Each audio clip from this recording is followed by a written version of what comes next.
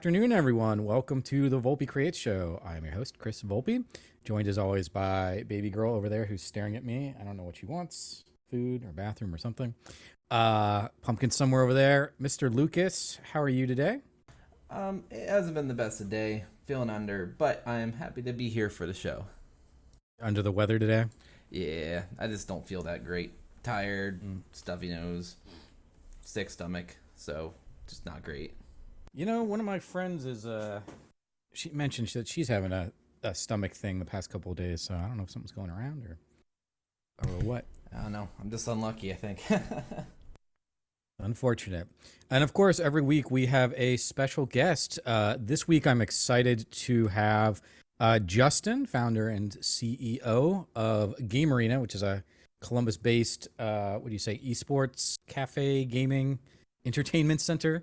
How would you describe Game Arena? Yeah, all the above. I mean, everything from a LAN center to PC Bang, but it's basically a gaming center that also has a restaurant bar. And we have two locations, one in Columbus on Ohio State's campus, and then the other in Hilliard. Yeah, so I want to talk about the OSU location a little bit, but first, before we go into that, why why esports? Of all the gaming things you could be involved in, why was esports the thing that? Oh man. Yeah, so I mean, I was really competitive growing up. I was an only child. I played video games basically all the time with all my friends, everything. Um, I really love football games. I think I remember as early as 4 playing Madden. And I played that pretty much every day, NCAA football.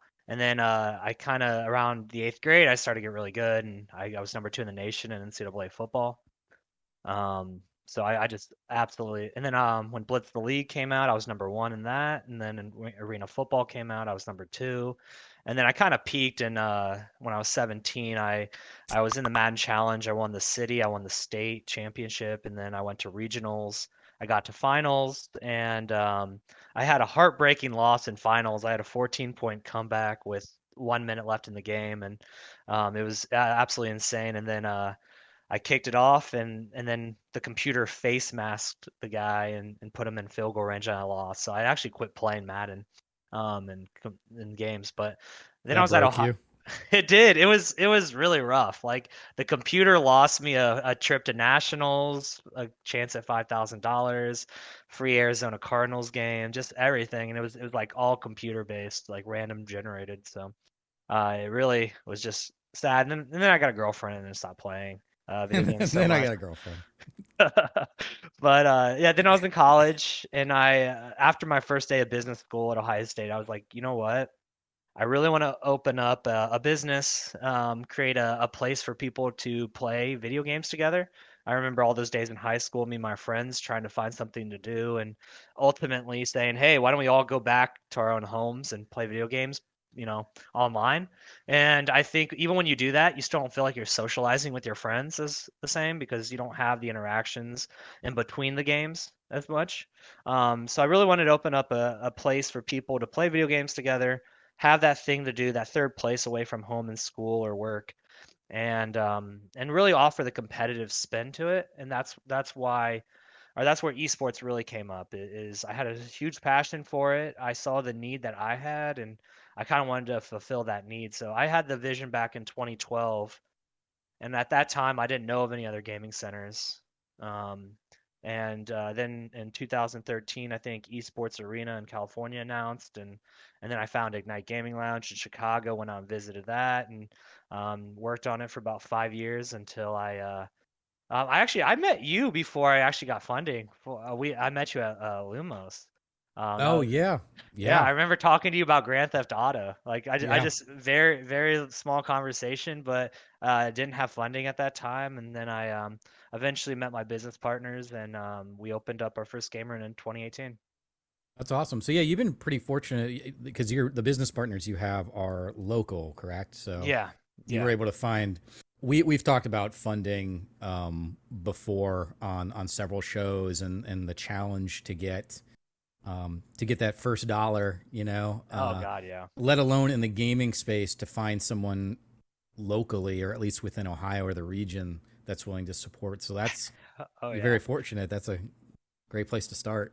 I mean, it felt impossible, honestly. I mean, I worked on it for 5 years. It felt like banging your head against a wall. Like you look on AngelList or anything, and you can find like gaming investors out in California and other parts of the country, and then like you look at Ohio, and it's like real estate developer, real estate, real estate. Like every single thing in Ohio was like an like not sexy type investments. It was Yeah. all just obvious, straightforward, and yeah, I didn't. It was really hard. It was almost pure luck that I found the building first, and then I had a really good broker who helped me, and um, it was just it feels like luck, but also I also spent every waking hour in my college and like after college life trying to make it happen. So Yeah, um, dude, it's tough. And so your degree is business? Is that what you marketing, yeah. marketing? Yeah, this has been an ongoing thing. So we've actually talked about this before, just offline here, but a lot of what I've tried to do over the years is to get gaming and creative technology in front of funders and others here regionally, city Yep. council, mayor's office, stuff like that, just because they don't know anything about it. And our traditional funding mechanisms here in Ohio, and this holds true for most of the Midwest, is based on very similar things: a lot of manufacturing, insurance, banking, healthcare.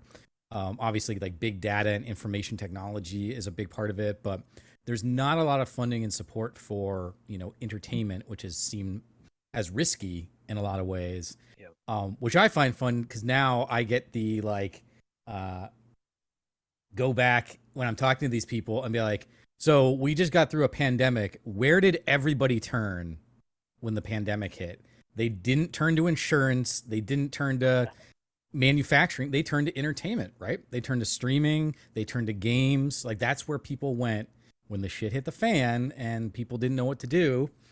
They went to entertain. They went to our world. Yeah. Um, so I think at the end we might have hopefully maybe won the argument. Well, it's still too early to see, but It's a hard um, one, right?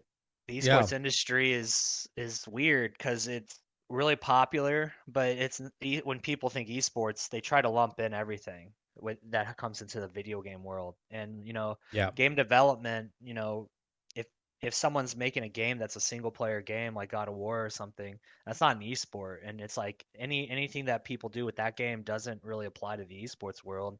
And then the esports world also is like not a streamer, but it kind of is in some senses because there's so much overlap. yeah. So the esports world is really it's more niche and it feels like a little bit of a bubble at times. But Well, it it is a definitely, smaller, it's a smaller portion of the video game industry yeah, it's only like 2 billion a overall. year. The Yeah, industry is like over 100 billion, and it's yeah. only I think two we're. is I esports. haven't. I think we're headed to almost. I don't think we'll break 200 billion this year, but we're going to be pretty close. This is Yeah. globally, of course. Um, but that's a huge industry. I mentioned before, it's bigger than music and movies combined times two. Yep. So people don't really think about it that way. And I like some of the ideas because I think one of the challenges of esports in particular is that, well, one, it's just so new, right? Like just trying to get people kind of acquainted to it. But um, I mean, things like I went to the what was it, the Call of Duty World Championships 2018 when they were here in Yeah. Columbus. I At think it was Nationwide. 2018. Yep. Yeah, I was there. and we were in one of the boxes, and people were like rotating through, and there's like president of OSU came, and Ohio State University, Yep. and all these other people came from these different groups, and I remember watching the games, and like I know Call of Duty, I've played Call of Duty, I'm not very good at it, but um, even as I was watching it, I was having trouble following along with what was going on sometimes, and I could just see a lot of people in the room just like I don't get, like they were having conversations and having fun, but they weren't really paying attention to the thing, which is different than a traditional. You watch football, like real football, and you have a camera that follows the play, and you get to, okay, the ball is here, it's being thrown here, runners going this way, whatever. games just have so many complex things going on, and I think one of the problems with Call of Duty is like first person shooters are really hard to follow. They're kind of Um, boring to watch unless it's like Counter Strike, right? It mhm. needs it needs to be slower. My problem with Call of Duty is it's like you respawn and it's like it feels like it means nothing to the spectator. Like Yeah, unless you're really into Call of Duty, um, or Overwatch is the same way. It's like it's not as fun to watch. Like I have never met someone that doesn't play those games that watches, but like League of Legends is a great example of a game that I've literally had very in-depth conversations with people that don't play the game but can follow the pro, and they watch pro, and it's confusing to me because it's just like that's one of the most complex games. yeah, How does someone that has never played it, sitting here talking to me about the specific characters and roles and strategy, and they don't play the game? Um, People can watch Counter Strike and have fun. Like my first time watching a pro Counter Strike event was amazing. Like I enjoyed every second of it. I don't really enjoy Call of Duty or Overwatch. And I try to enjoy every single game, but it's like I think the game it's important how it's set up and how obvious it is for the yeah. viewer. Well, I think that's where Fortnite and Rocket League, I think, have had some success because they're easier to kind Yes. of follow from a spectator Yep. perspective. And like you said with the respawning thing, like Fortnite, you did, right? Like Yep. you're You not get a coming back. clear winner. It's obvious. You know Yeah, how it's whittling down at the end. yeah. And I'm curious, uh, just within this vein, where do you think, like, we haven't had that breakout esports title yet? That's kind of like what is the Minecraft of esports going to be? What is that thing that's going to become kind of so ubiquitous Yeah. within maybe the general? Because your statement about watching somebody play League, or they're watching a streamer or a pro, but they don't play the game themselves. I mean, that's sports, right? Yep. That's the Majority of sports. 99.999% of NBA play watchers cannot play in the No. NBA. They might not have So, even played on their high school team. mhm. Whereas Yeah, like most of League them of have Legends. never played at all. Oh yeah. Oh yeah, yeah, right. No, I mean, Fortnite was the one that we all thought, right? It was gonna break. It was gonna break through because every kid was screaming about it. It was like on the news nonstop. The gaming addiction stuff started coming out and everything like that with Fortnite. And then it had the World Cup. That one kid won the 3 million, and then they just kind of dropped the ball from like because we sat there and we're like Epic Games, make this amazing game, cater it to casual because that's how you make your money. You don't make your money off your 1%. Your 1% plays the game nonstop and does buy skins, but 99% of the players are where you make your money. So they have to cater their money and revenue model off of 99% of the people that aren't in the esports. And then when they go into esports, I mean, the World Cup cost them 80 million to put on. They're not making 80 million off of skin sales because of that World Cup. Yeah, They what they're they making, might say what, it. a billion and a half a quarter. Oh So God, it's got to be, what was it, 250 million a month or something? It's yeah, insane like 80 that. million for Epic is nothing. I know. I know, but it's like, but we're telling a team that didn't. They built a game that was a survival game, and we're Yeah, telling them to run an esport, which is a whole. It's like, hey, you guys make the NFL happen. Run yeah, this really sophisticated system dealing with pro organizations, kids that are under the age of 18 was the majority of good players in Fortnite. Cater to the casual players, cater to your creative mode, cater to all these different things, and they're just one company still. They didn't start off building an esport, so they have to pivot late, and then they're constantly. And I don't know how much you know about Fortnite Pro, but they jumped around on who was doing it. It was like ESL was supposed to do it at start. They dropped the ball. It got traded off to someone else. They took it in house a little bit, and then it's so in their first year they were learning as they're going. It's sure. this huge boom. They're making money everywhere. I think their esports team was like a total of 5 people at one point. So they didn't really invest that much into it because they Yeah, have other things they're doing. They're still trying to push Unreal Engine. They're still trying to grow Epic as a platform in itself, like Steam. It's yeah, it's really yeah, Epic interesting. Store. Yeah, I think that the thing with Fortnite is that I've played Fortnite for a while. One of my friends loves Fortnite. He was a guest on the show a few weeks ago. But like Fortnite is really a marketing vehicle Oh more than God, yeah. anything else. I mean, that's why it's making money. It's getting, every little IP you can squeezed in there for some reason.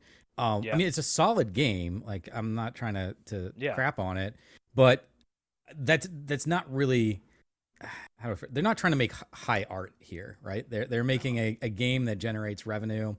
I think it's like they realize this is their moment and they want to get what they can out of it. Um, because particularly in the esports and the competitive gaming space, the multiplayer game, things come and go like crazy, right? Yeah. And so if you can grab onto it, capture it for a bit, then you do that.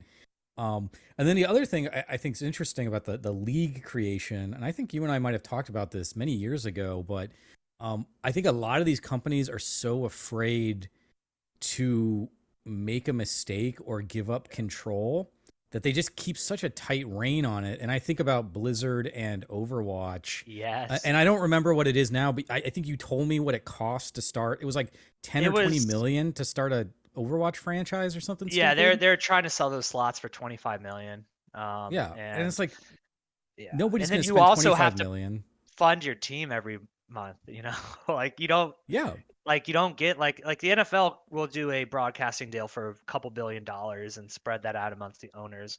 The owners will own their facilities that they can monetize. They get a local team, so like the Cleveland Browns, that guy can basically monetize the whole city of Cleveland, grow a brand, and as players come and go, it's still Cleveland. It's still like, okay, I'm from Ohio or I'm from this region, or my dad was a Browns fan, so I'm gonna be a Browns fan. And then when you come to Overwatch, they were the first group that's like, yeah, we're gonna regionalize these leagues. And when they regionalized it, they basically played all out in California, and it's like you don't physically go to a venue in Boston to watch the Boston Uprising team play, and like, so if you're in Boston, you have this like name in front of a team that's playing in California and doesn't really play in Boston, and you don't really see them and everything like that. So it was just a weird model. It was almost like a faux regionality.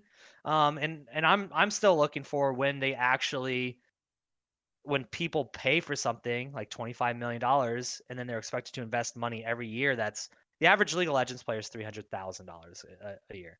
So you have five of those, and then you have an academy roster. So you're literally paying for 10 different people, average $300,000. Academy's a little lower. Um, but you literally have 10 kids you have to fund. Then you have to fund a full organization. You have to try to get all the social media plays and everything like that, and a full team. It just costs too much to run, and you don't make any money off of your own stadium or your team's playing there. Your jersey sales are nowhere near what they need to be to make Yeah. up the difference. And then I mean, what are League of Legends broadcasting rights, right? Like, are they really doing 10 billion like the NFL and then splitting it amongst the league owners? No, like I know a lot of those teams, and I mean, there's teams that are spending 30 to 40 million a year to make 6 million, right? Yeah. So Well, it's like, the incentive's not there. And I think the risk, someone comes up to you and they're like, "Hey, we want to do this thing. It's going to cost you 25 million."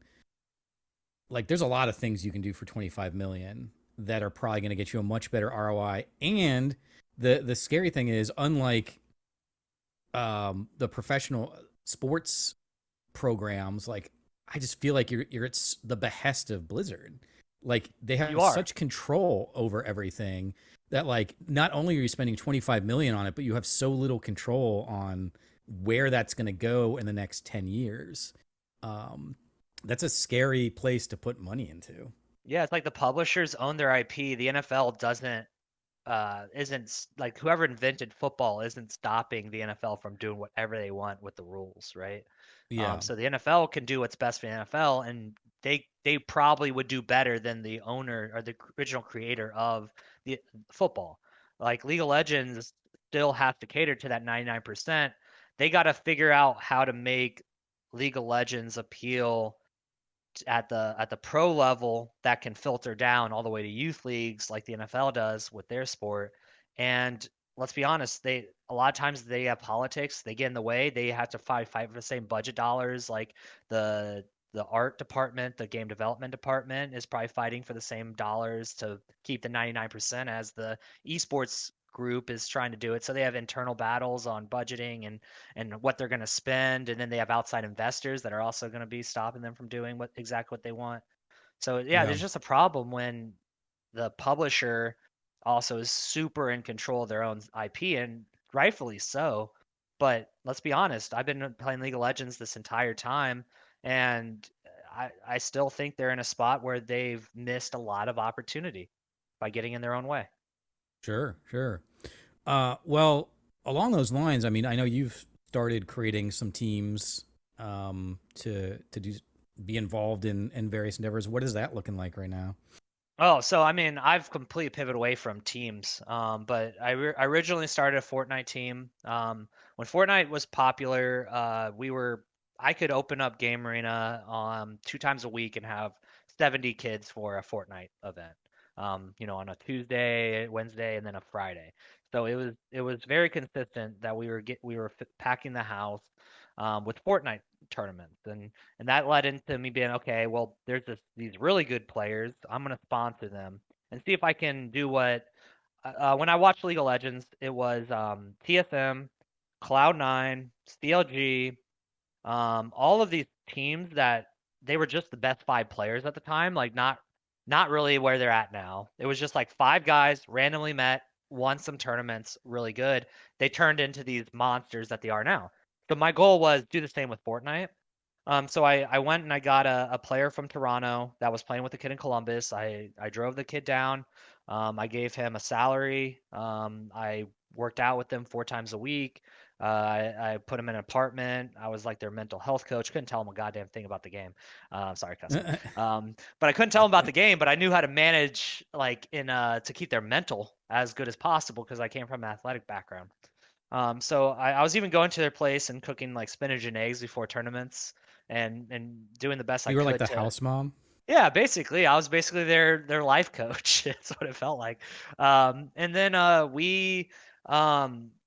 we ended up realizing that Game Arena wasn't the right vehicle for an esports team. Everyone would just associate with like a LAN center. So I changed the name to Vanguard, and we signed Young Calculator, who was he just won the Season X championship with two TSM members.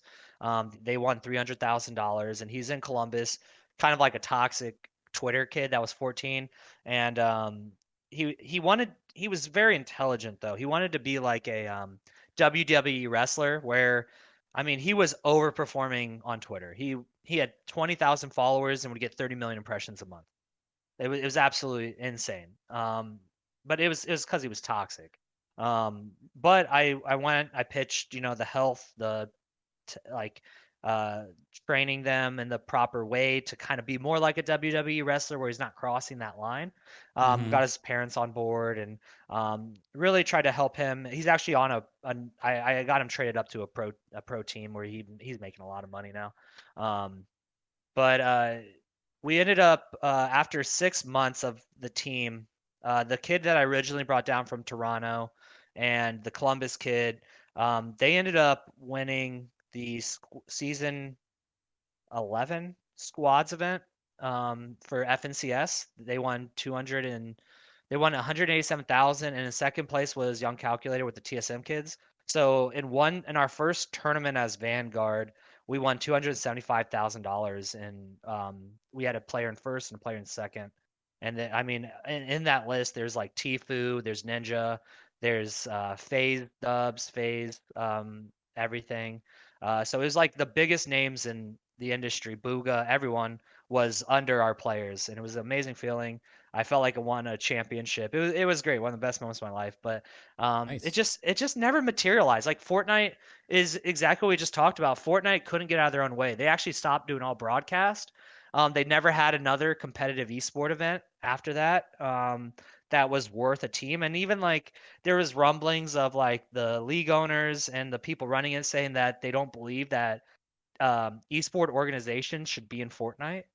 Like, and that was just a lot of signs that it was just not going to go anywhere. Because it's like Yeah. the players win a lot. The teams have to basically make decisions. Like 100 Thieves will regularly sign a influencer over a top player with no influence at all. They really look at it as a sponsorship play. How many impressions can we get? So Mm-hmm. they won't sign an unknown player like I would. Then it was actually very easy at the beginning of Fortnite to go around and find the best players that are not signed and sign them, because 100 Thieves isn't going to sign a toxic 14-year-old. They're not going to sign the unknown guy that has less than 1,000 followers. Yeah. But when you do that, you can win. And my whole goal was just winning. Like, I thought winning would translate into something, and esports just isn't there. I mean, even like you could probably look at every esports org in every country right now in every game, and they're probably all not making money. They're probably all losing a lot of money every month. None of the Overwatch League teams are happy with their investment. I'd assume the same for Call of Duty, but Call of Duty is doing a lot better than Overwatch League. It seems like it still has that loyal following and everything like that. But the teams just, I don't think they were just too much of investment, and they weren't going to return anything. So No, um, that it makes was just sense. rough. There's such a dilution too of games nowadays. We kind of, before we went on the air, we sort of talked about this, but there's just so much stuff to play, and particularly in like the multiplayer and MMO space, it seems like things are, coming out all the time that you got to check out. It's hard to keep that consistent player base. And like you said, yeah, you're gonna have the 1%. Like I play Path of Exile. That's my favorite game right now, and Oh there's yeah. it's the same people, and like I play on PlayStation, and currently right now it's not crossplay. But I'm for the past 4 seasons, I think I've been the number one ladder player on hardcore for PlayStation, No way. and That's awesome. I, which I'm proud of. But like, it's not because I think I'm super good. I just think like there's just not a ton of players that stick around the Yeah. whole season. And so like I'm uppish there. Like I don't want to discredit my hard work, but I just feel like there's a lot of games that are like that are real big for a little bit, and then they trickle down, and then people just kind of grab it, and you cannot maintain a strong player base season after season after season if that's the case. Yeah. And it makes it hard. Um, so I want to jump. I know you got a tight timeline, but I just want to jump to the esports arena like itself, the facilities. So you had the one that was in Hilliard. I mean, you still do, Yep. and then you've got the OSU one, which you started like almost right before. Had you opened the OSU one before COVID No, hit? it was honestly okay. So we were getting close. Um, March was when COVID happened. We were like right at the beginning of the construction schedule, and we basically went from, all right, this is going to be a 3 to 4 or 5 month build, to COVID dropped. The electrician does not respond for a month. That was scheduled out, everything. They just do not respond. No email, literally nothing. The electrician was needed to make it so that the plumbing, the drywaller, everything. So everything was lined up. So once the electrician stopped, then we couldn't do all the other work. We had to get the Mm, electrician back on schedule. Then everyone else wasn't on schedule. So what was supposed to be like a 3 to 6 month build ended up being about a year, literally a yeah, year. We yeah. opened, we had a soft open the following April. That's that's what happened. And then obviously COVID had a spike when we were thinking about opening in November. And then I didn't want OSU's first like month to be a restrictions, 6 feet distancing, everything. So we pushed it to a soft open in April, and then we were trying to learn during COVID and everything about location, but I mean students weren't here, so we had our official grand opening a year ago, in August 16th, and so we actually just hit our first year of officially open, everything like that.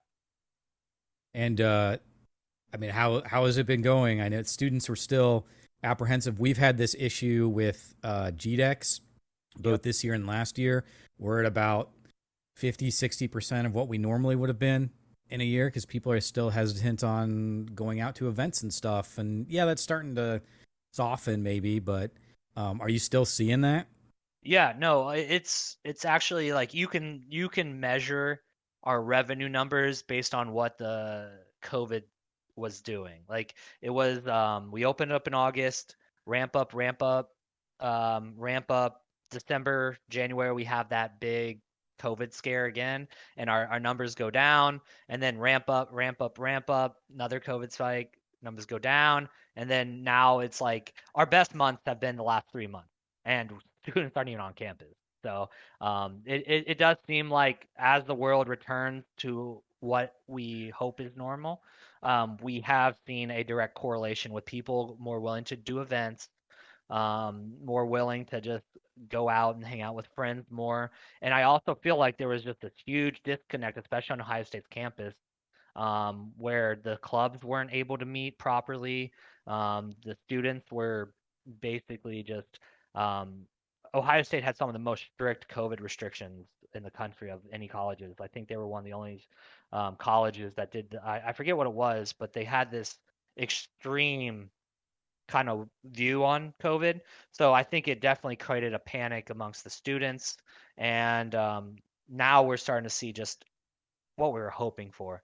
So we're seeing our events are doing very well again. So it is reassuring. Like it was kind of nerve wracking the first 6 months. Sure. It's like, is it COVID? Did gaming centers die? Yeah, whatever. But no, we have rebounded, and we're thinking we're gonna see a really exciting August, September, October, November. We got a pretty great schedule, some pretty big events. A lot of parties are starting to happen now and stuff like that. Good. Because I think, is OSU fully back to on-site classes? Yeah, they don't really do any of the COVID restrictions anymore. They don't have any of the Okay. club meeting restrictions. They don't have the regular testing or anything like that. Okay.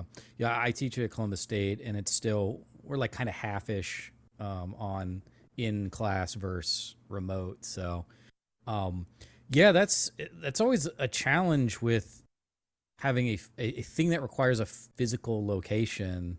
Obviously, the pandemic was a once in a 100-year kind of thing. Hopefully. Hopefully, yeah. Yeah. Um, but just even so, I don't know. OSU decides to do something and attendance goes down. I'm just Yeah. pulling something up or whatever. Weather is bad.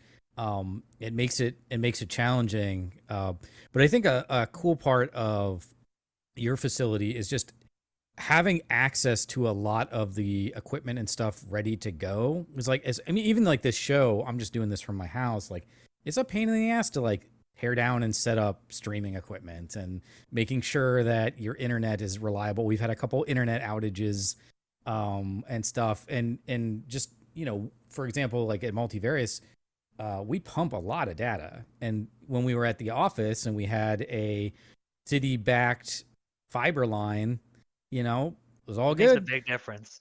It But yeah, really does. now that we're all at home, it's sometimes we're just like, I don't know, Time Warner crapped itself and it's just not working. Um, so I think having access to all that, I imagine is probably a pretty big attractor for a lot of your guests, right? Yeah, I love the whole thing I try to pitch about these facilities is they're very turnkey. Like I can have 7 events in a week, and it's really easy to just pull a ball off. Anything from a sorority frat party one night to we're doing a multi versus tournament. Wait, is that it? Yeah. We're doing a tournament tonight. We have a tournament tomorrow. We have a lot of parties, and it literally is just turnkey. Like every RGB light in here can be completely catered, all the TVs. We can make it look like your event. We just had Cover My Meds last week. We have the Monster Jam group next month. We can really customize it, and it has to be turnkey. We've done a lot of events where we kind of do like a white label service, and we'll go to like an empty ballroom or like we did one in Florida, and it was like concrete floor, nothing on the walls, and we had to bring lighting, we had to do the audio, everything, and it's a pain. It costs so much to get done, to get Yeah. all the equipment everywhere set up. You're always worried about it, right? Like, okay, is the internet going to be fine? Is the electric going to be fine? Like, every part of it is anxiety. And then when if it's an event at my facility, I don't sweat it. It's turnkey. It's everything's already there. It's set up. We've done this 1,000 times. We could get someone in there for setup for like 30 minutes before an event, and it's fine. It will work. We know that. So it definitely we definitely pride ourselves on being turnkey. Yeah, it is.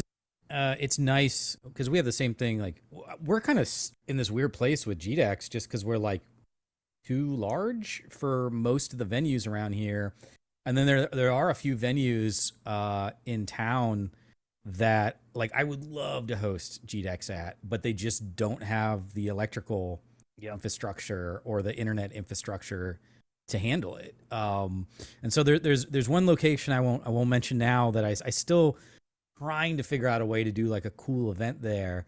But when we went and started just talking about our needs, you could tell like we were blowing their mind, you know? Yep. And that's one of the issues, of course, with gaming is it's just so tech heavy I know. that it really limits what you can do. So like having a place, we were actually before COVID and we shut down our office. One of the things I wanted to do was to get a streaming room set up that could do streaming and stuff like this, as well as voiceover work, and have it all piped into like one production studio. So we didn't have to like keep plugging and unplugging things and whatever. And then we closed the office, so that doesn't matter anymore. Um, but yeah, I hear you. So what is the I guess the future? If there's anything you don't want to drop yet, but what's the future of Game Arena over the next like I don't know 2-3 years? Like, what are some now that hopefully COVID is receding and your feet are firmly on the ground? Yeah.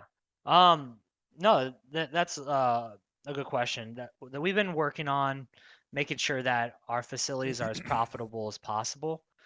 We realized that there were about 600 something gaming centers in America before COVID, and we kind of checked up on that list after, and it's not good. It's like a 80% closure. Wow. So the business models of gaming centers are not just you build it and they come. That's what everybody said back in 2019, 2020. You build the gaming center and people will just come because It's never like it's that. the complete opposite. It's the Yeah. complete opposite. It doesn't It's matter what business you're in. Like people are busy. They have unless lots you're a of bar, options. right? Yeah, but even bars, dude, bars in I know. Columbus have some of the worst closure rates. I mean, even you're in the Gateway, like a lot of Oh, those surrounding bars, like they'll be gone in the next year. yeah, I just drove by the short north and I can't imagine trying to compete with the heavy hitters down there and then Yeah. paying that rent. So yeah, Oh my, yeah, my whole totally.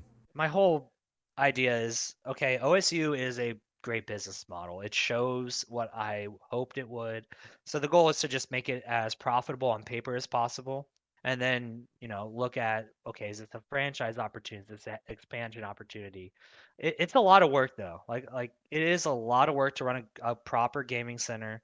And it's not as easily scaled. Like I can't just go out and franchise this to anybody that's willing to pay a franchise fee and pay all the dues, right? If I do Yep. that, I'm just going to be dealing with very bad gaming centers all across the country, and then when people come to Columbus, they're like, "Why is this one so different?" So it really is a operator heavy option. I'm trying to get it as more turnkey, to where it could work. But right now, I just don't believe that without a good operator, that a gaming center, no matter how beautifully you design it, can just work. It needs the full structure. Um, yeah, I'm watching like Belong, and they're trying to do the heavy expansion play. But you can see if you build too quickly, it makes every single Belong harder to monetize, and it's just harder. So. Yeah. Um, for what I'm trying to do is just make it super profitable, make it fun, and create a lot of great experiences for a lot of great people. Because at the end of the day, I never really did this for money. Really, I Don't tell your marginally, investors that. yeah, no, right. it was all about creating great experiences for people. Doing, Sure. provide like I could tell you a million stories. Everything from the antisocial kid that walks in and stutters and can't look you in the eyes, to 6 months later, that kid running around the facility with friends.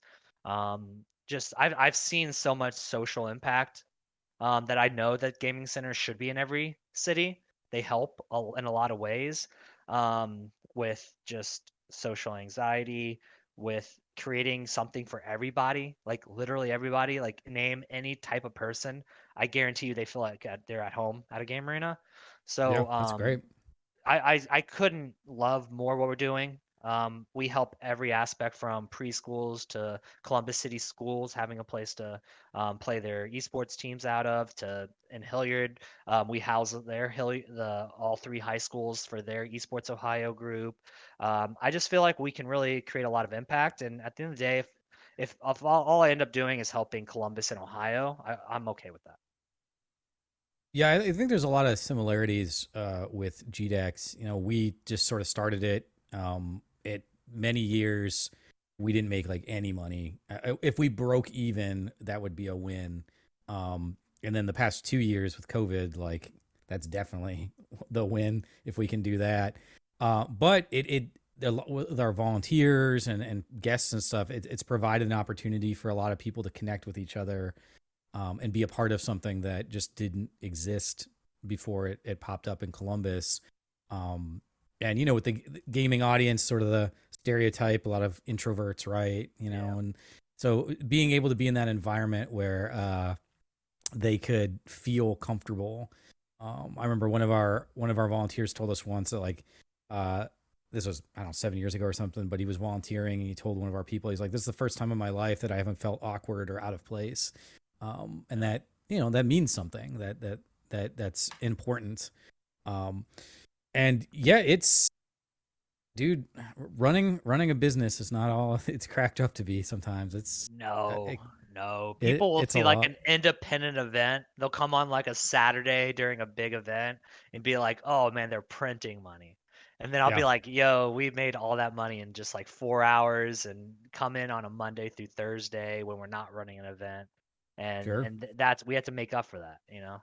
Oh, It's dude, it's not easy. we almost like went bankrupt during COVID, during the 2 years of COVID, probably like 6 times at least. We were at a point where I was like, should I just shut this thing down?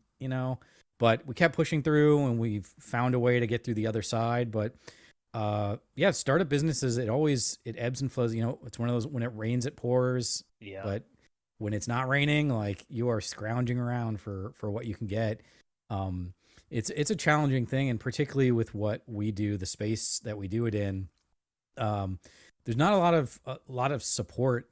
Do you bring in or try to, so like when we did the Ready Player One, remember that many Yes. years ago? Yep, I was there. Yep, across the street. Well, I guess down the street from you was the TCO office, and we had that VIP party, Yep. and I use that as an opportunity to like bring in as many people from state and city government and investing groups, just people who would not ordinarily be in our sphere, to kind of like check it out. Do you ever have events or host events where you're kind of bringing in folks, any kind of like VIP things to just showcase Yeah, what so what this has to offer? one, I still remember that event, and it is exactly what you said. Like it was one of the best networking events in the gaming industry that I've been a part of. It Hmm. was great. I remember talking and meeting a lot of people there. It was a packed I'm house. glad. It was Yeah, yeah, awesome.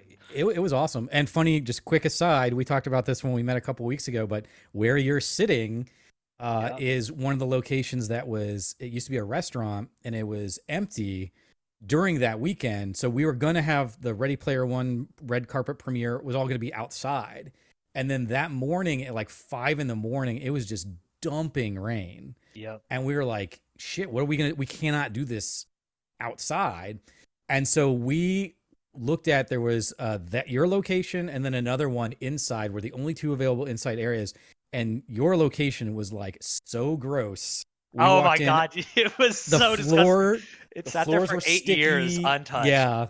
It And it was was like so just bad. grease, just like grease with fungus growing out of it everywhere. I was like, there's no way we can clean this. Luckily, the other one No. across the street was, or across the walkway there.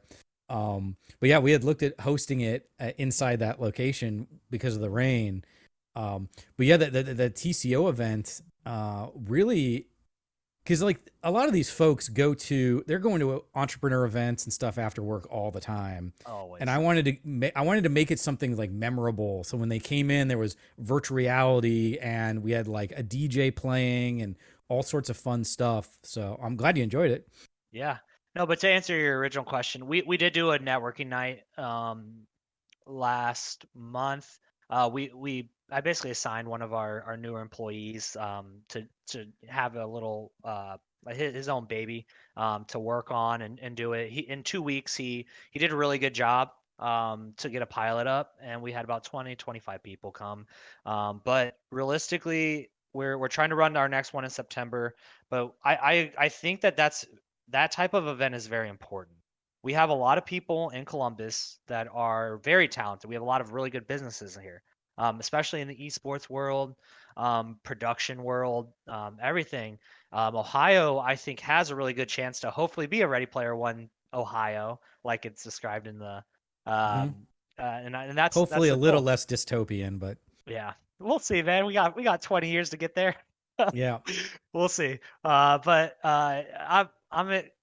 I really want to continue doing that and grow it, because I think that it's really about getting the people that aren't in the know in the know. It's like we need the people that have all the connections at the city level to understand the value that something that gaming can have in the city. There's a lot of events that are high dollar that can generate a lot of revenue for a city.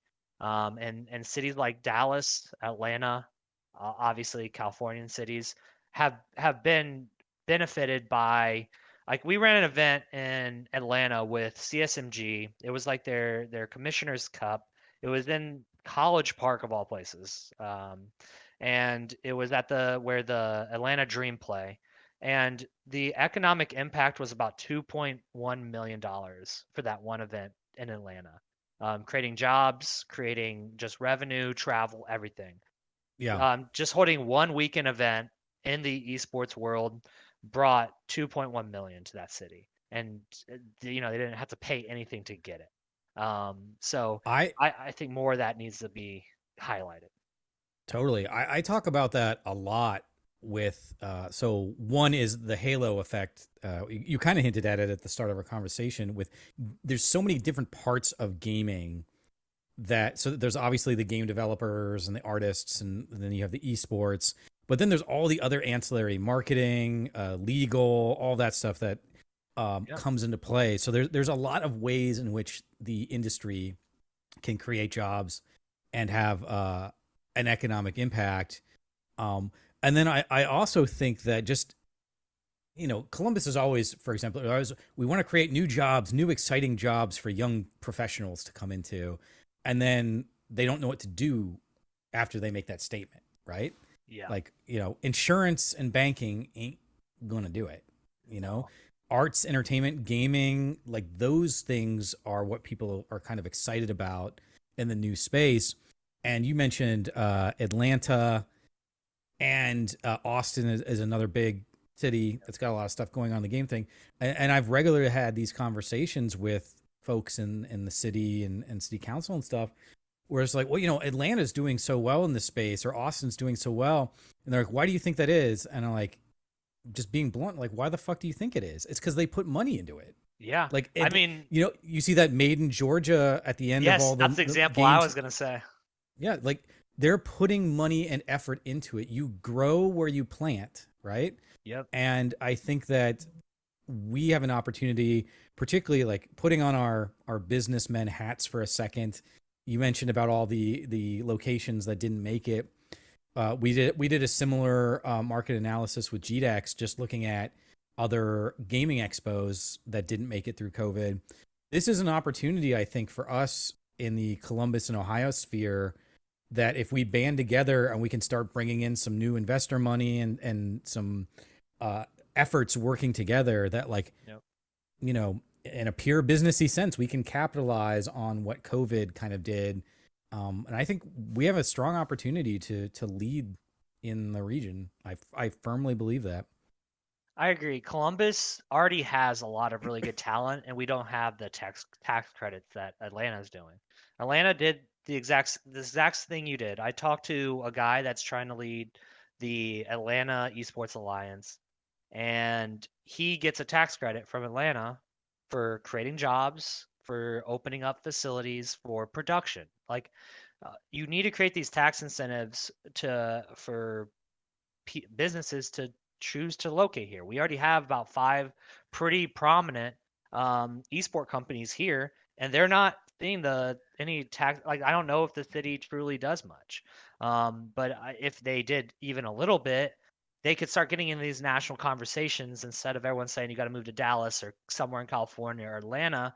I would love it if people start saying, well, look, you are choosing to start your esports business. You might have done a raise. Like, here's another thing about esports. It was a blank check, no business plan type investment strategy in the last 2 years.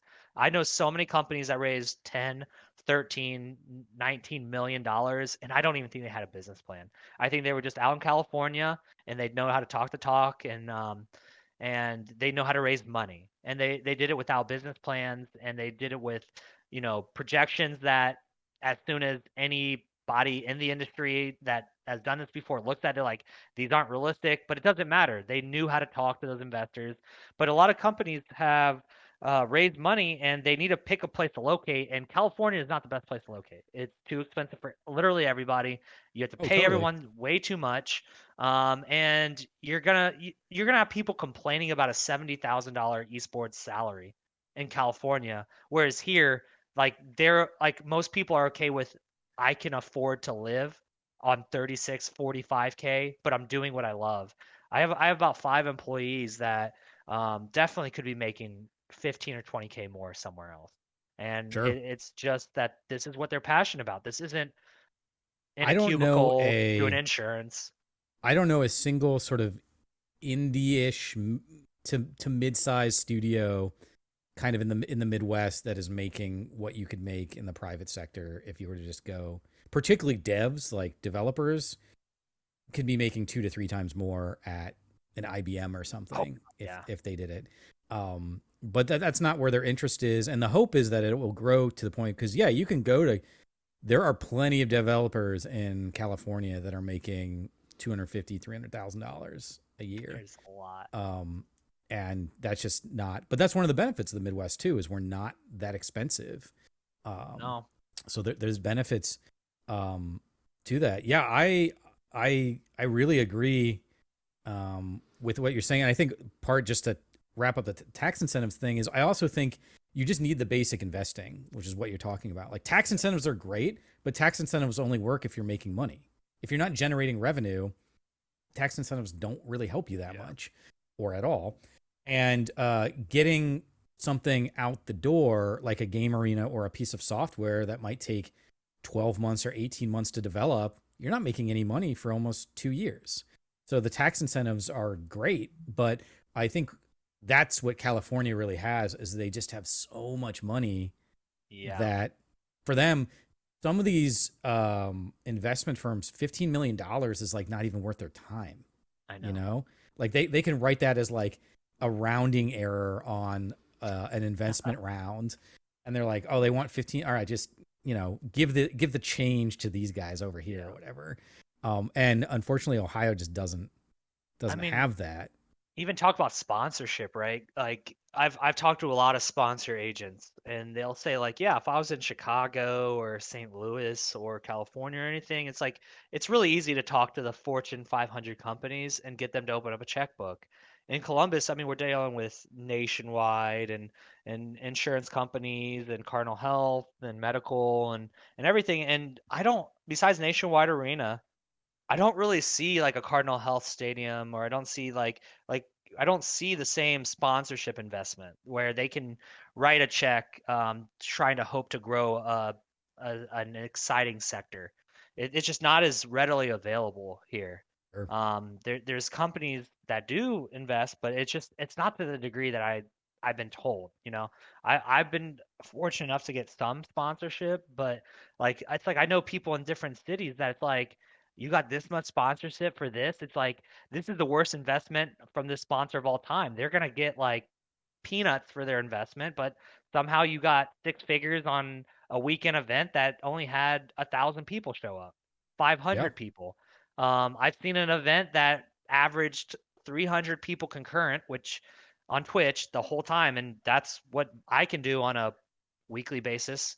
Um, and I know that they got six figures in sponsorship for that event, and it's like mind-boggling. It's like okay, these guys are either really good at talking or the sponsors that they deal with are just more okay with investing in companies and industries and just opening up a checkbook just to see how it does. I just feel like it's a lot more risky, or people view it as more risky here in Columbus. Oh yeah, I think that goes back to what you were saying earlier about just getting people who aren't in the know in the know, and it's going to be an ongoing battle that I don't know. Maybe you and I can fight together. We'll keep trying to do Yep. these events and get people going, and hopefully be able to build some more businesses, build some more jobs, and I also think it's something that age might help smooth out a little bit. Where I'm 41, so I'm older, but I'm still in that roughly the starting of the video game era kind of Yep. age. Whereas younger folks you're just born into it. It's like Bane, right? You're Oh, born into it. yeah. Um, and so I think over time that will kind of work itself out. The thing I always bring up for folks is like, I think time is something that will solve this problem. The question is it going to be in Columbus and Ohio, or is it going to be somewhere else? Is it going to be Indiana or Chicago or Madison? Yeah. Like where is it going to happen? And I would like it to be here Oh yeah. personally, Same. selfishly. 100%. I mean, I think we are set up for it. I think Columbus is very unique in the sense of where it's located, the type of people here, Ohio State, and all the college students. Like, it's not hard for me to find highly talented people out of college to do graphic design, to do tournament organization, to do. We just need more companies here. We need more opportunities. Like we're getting brain drain. Every time we get a very highly talented person, there's if you're not getting hired by two companies, you're basically going out to California. You're going to Dallas. You're going to Totally. Atlanta. So like we need to stop the brain drain, especially in the gaming world. And I agree that doing stuff like Ready Player One, I think we need to do more of. Um, maybe once or twice a year, and do everything I else we're agree. doing. And Well, I maybe we can think think you're right. about Time is important. yeah, maybe we can think about doing some of those events throughout the year. Maybe do a couple at Game Arena or whatever, Yep. and bring some people in. I know you're running real tight on time. I want to one of the stories about Ready Player One, which I think perfectly illustrates one of the challenges that we have is. So Ready Player One, directed by Steven Spielberg, we were actually talking to his people about potentially having him out for it, and we were chatting with his people. And one of our local, I won't name who it is, but one of the local folks here who's well regarded in the community and well known, she was like, "Oh, I hear you're talking to Steven Spielberg's people," and I was like, "Oh yeah, we're trying to see if we can get him out, to come and be a part of this thing." And she's like, "Oh, well, let me know if he comes. I'll help spread the word and promote it and stuff." I was like, "Why don't you do that before he comes? Like, why do we? This is this constant thing. I think is why do we have to have this big thing before we start doing?" We're probably more likely to have him out if we are doing the groundwork ahead of time. And so that's one of the things I want to make sure that, like, when we're thinking about how to make Columbus or whatever super special, and you got to put in the work, even if you're not sure what the outcome's going to be. Yep. But I won't keep you anymore. Justin, thank you so much for being on the show. I had a great time. I know you got an important call coming up here, so Yep. thank you again for being on. I'm sure we'll be in touch about all sorts of stuff. So everyone else, thank you for watching the Volpe Create Show, the weekly talk show about gaming and creative tech, every Friday at 1 p.m. Eastern, except today, which was at 12:30. we will not be doing it next week because I am moving. So I will be lifting boxes around next Friday at 1 p.m. Eastern, but we'll be back the following week. So on behalf of myself, I guess just to mention volpecreates.com/discord as well, if you want to join the Discord channel. But on behalf of myself, Lucas, Baby Girl, Pumpkin, and of course our special guest, thank you again, Justin. Thank you. Thank you all for watching, and we will see you in 2 weeks.